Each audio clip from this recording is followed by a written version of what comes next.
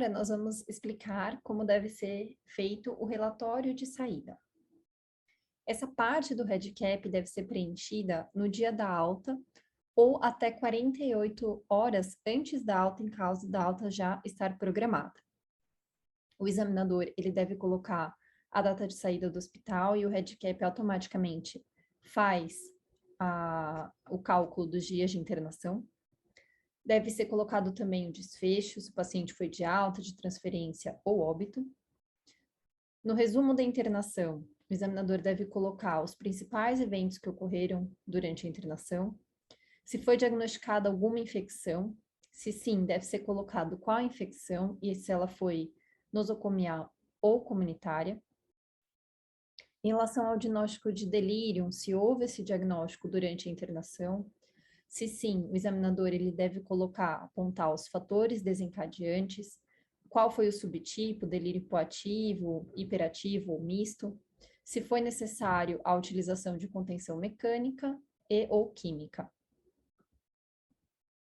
Em relação aos procedimentos cirúrgicos, se ocorrerem, é importante que o examinador ele coloque qual foi o procedimento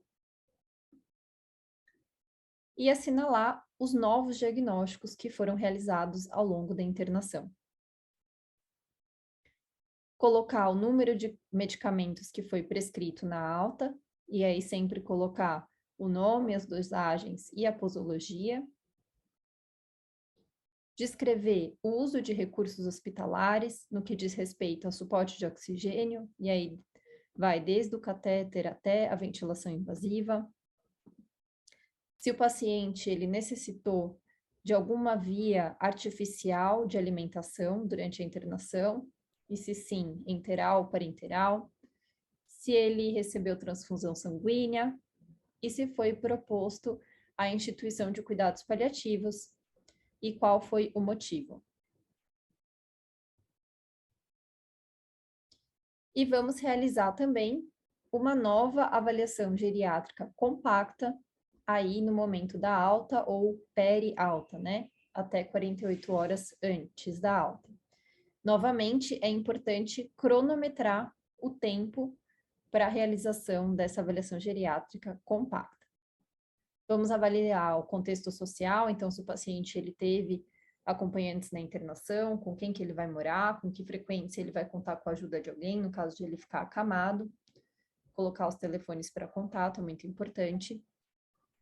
Em relação ao uso de sistema, se necessitou admissão em uma unidade de terapia intensiva, se sofreu alguma queda durante a internação, o número de medicamentos para uso ambulatorial já vai estar preenchido de forma automática pelo REDCap, foi uma informação que nós já colocamos anteriormente.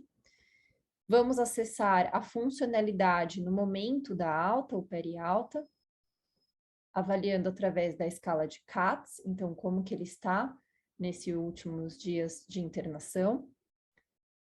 Se houve mudança da cognição desde a admissão, se tiver ocorrido alguma mudança significativa, é importante fazer novamente a aplicação do 10CS.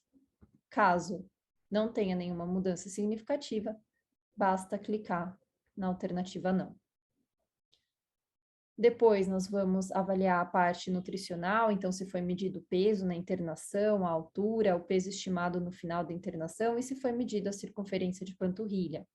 Lembrando que para fazer a medição da circunferência de panturrilha, o ideal é que o paciente ele esteja sentado com os pés sobre o chão, formando um ângulo de 90 graus, e a gente vai deixar aqui ajustado para que essa medição ocorra na panturrilha direita. Vamos padronizar dessa forma. Se o paciente ele é capaz de deambular, nós vamos fazer novamente o teste da velocidade de marcha. E, por fim, nós vamos colocar o tempo que nós levamos para fazer o preenchimento da avaliação compacta. E finalizando essa parte do resumo de alta, a gente vai novamente colocar a nossa opinião sobre a probabilidade do paciente morrer em até 12 meses. Feito isso, o resumo está completo.